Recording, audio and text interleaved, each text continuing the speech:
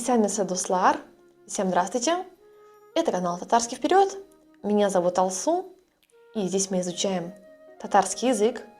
Тема сегодняшнего видео – схожесть японского и татарского языка. Казалось бы, что общего между Казанью и Токио? Ведь нас разделяют 7000 далеких километров. На самом деле, если внимательнее приглядеться к быту, к словам, которые мы используем, то как раз-таки здесь мы и начинаем видеть сходство. Сами ученые полагают наличие трансевразийской теории, которая гласит, что японский и татарский языки имеют общие корни. Поэтому татарин гораздо ближе к японцу, чем кажется. В сегодняшнем видео разбираемся с этими моментами. Итак, слова и моменты, которые схожи в татарском и японском языке. И начнем мы со слова «мама». По-татарски мы произнесем как «эни» или «она», а вот в японском языке слово «онна» означает «женщина». Два удивительно схожих слова, которые означают общее женское начало. Во-вторых, по-татарски слово «тон», тональность – это слово «ун», а вот по-японски слово «он».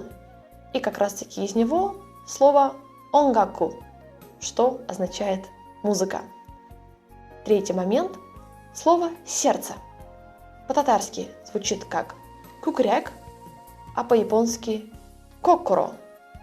Кукряк, кокоро. Я думаю, вы улавливаете общую созвучность этих слов. И как раз-таки как в японской, так и в татарской культуре это не только орган человека, но еще и элемент, выражающий часть души. Следующий момент, который касается больше грамматического аспекта, а именно это отсутствие рода. В татарском языке можем сказать «ул киле», и это будет означать «он приходит», «она приходит» или «оно приходит». А вот в японском подобным образом рода также нет, и они скажут просто «курю», «курю», что переводится как «придет» или «приходит». Такой момент тоже имеет место быть. Еще одна грамматическая особенность. В татарском языке иногда в конце мы добавляем частичку «м» или «м», когда задаем вопрос. Например, «ты пойдешь?» Мы спросим как «син барасыңма?» «Син барасыңма?» И в японском языке такая частичка тоже есть, но она уже звучит как «ка». И японцы «ты пойдешь?» спросят как «икимаска?» «Икимаска?» Далее момент заключается в том, указательность на некоторые предметы. В татарском языке у нас есть слова «бу», «шул» и «тэгэ». И у японцев также 3 активных слова для обозначения предметов. Это «коре», «этот», «соре», вот тот, и «аре», вон тот, тот, какой-то некоторый далекий предмет.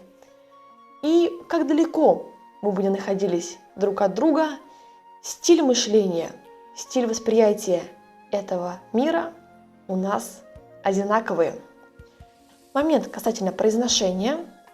В татарском языке мы любим для ускорения нашей речи проглатывать некоторые звуки, произносить слова не полностью, и японцы имеют такую же тенденцию слишком четко свои слова не проговаривать. Если вы включите любое видео на японском языке, вы в целом уловите общее звучание. Даже некоторые люди отмечают, что как будто бы японцы говорят на каком-то очень быстром татарском языке. Такой момент тоже присутствует. И сейчас мы рассмотрим с вами особенности быта и культуры. И первый интересный момент заключается в отношении к обуви. Что у японцев, что у татар, зайти домой в обуви считается очень большой грубостью, так никто не делает. Поэтому обязательно оставить обувь при входе в дом, потому что что японцы, что татары поклонники большой чистоты в доме. Второй момент – отношение к чаю. У татар отношение к чаю – это отношение к человеку, то есть как хозяйка подает вам чай, можно понять по этому моменту ее отношение к вам. В Японии также чай – это не просто чаепитие, это момент, когда можно собраться все вместе, обсудить какие-то моменты, и у них даже есть чайная церемония. Еще раз, чай подается с большим уважением, никогда не наливается до краев, и это не о том, что хозяину дома жалко для вас чая, просто так хозяйка еще больше уделит вам внимание и больше раз подойдет к вам, чтобы налить чай. Следующий момент заключается в почтении и уважении к старшим. Татарский народ и японский народ невозможно представить без уважения к самым старшим людям. К ним всегда прислушиваются, их мнение и слово всегда стоит впереди, поэтому в японском языке даже есть такое слово гаман, что как раз-таки означает вот такую вот воспитанность.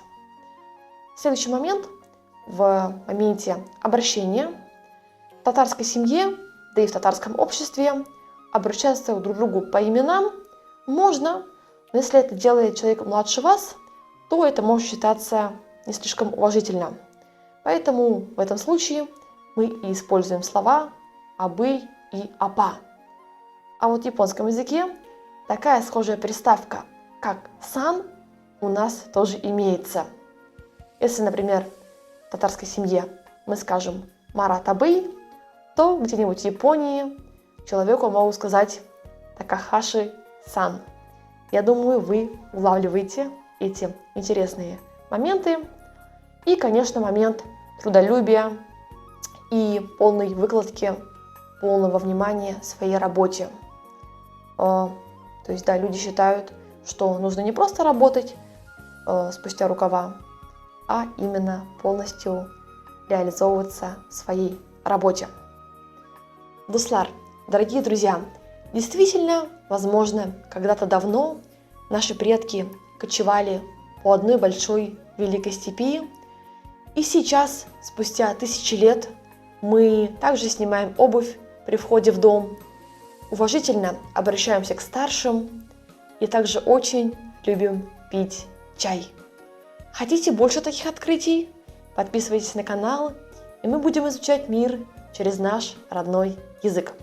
Еще раз хочу напомнить о возможности приобретения видеокурсов для начинающих, записи на индивидуальные, парные, групповые уроки, а также приобретение видеотренажера для людей, у которых сейчас нет практики устной речи на татарском языке, но работать над языком хочется. Вся информация в комментариях.